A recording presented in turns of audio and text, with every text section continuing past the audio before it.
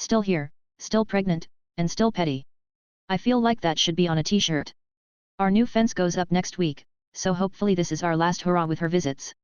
Setting the scene, we can turn off the Robo-sprinklers to work in the front garden, but this involves accessing the garden tap from the backyard, and the height of the side fence means whoever does this is hidden from next door's view. After the devastation of the rosemary, Martin cut it back one lunchtime when he was working from home, in business suit, tie and gunboats, I might add.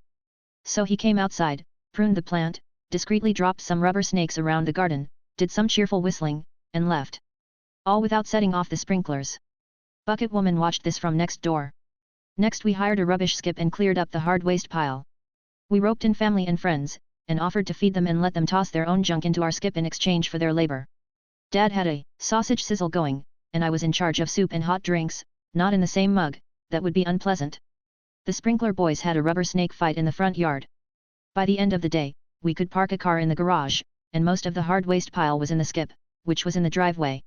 Only the original fence posts remained, because the holes under the fence were still there. So Martin and Aid, my big, sighed dramatically and put them back. Because we had people everywhere, we turned off the Robo-sprinklers. Bucket Woman spent most of the day in her front yard, watching. Occasionally someone would smile and wave, and she would disappear inside for a few minutes, then come back out like she was on an invisible string. At the end of the day, we closed the gates and turned the Robo-sprinklers back on. Then we listened to the human bin chickens going through the skip and stumbling across the Robo-sprinklers' sensors.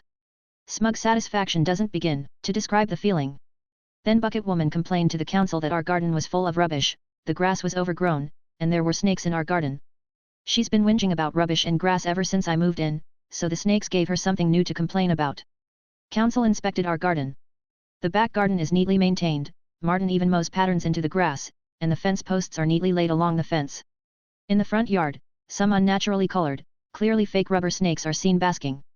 The council officer asked if we'd had trouble with real snakes.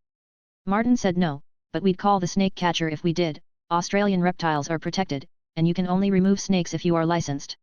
That was about it. Council officer left, no infringement notice issued. Bucket Woman watched Martin and the council officer standing in the front yard, and not a drop of water on them. This must have emboldened her, and you can probably guess what happened that evening as we were getting ready for bed. Me, did you remember to turn the Robo-sprinklers back on? Outside, sound of Robo-sprinkler 1 firing on the enemy, with much yelling and even a touch of unladylike language. Martin, yes I did. The backstory of the Bucket Woman 1. I first meet Bucket Woman, 2. She gets attacked by my dangerous dog, that meows, 3. She has an encounter with my kitchen scraps, 4. The sprinkler cult, begins 5. She is rude to my dad and his partner, 6.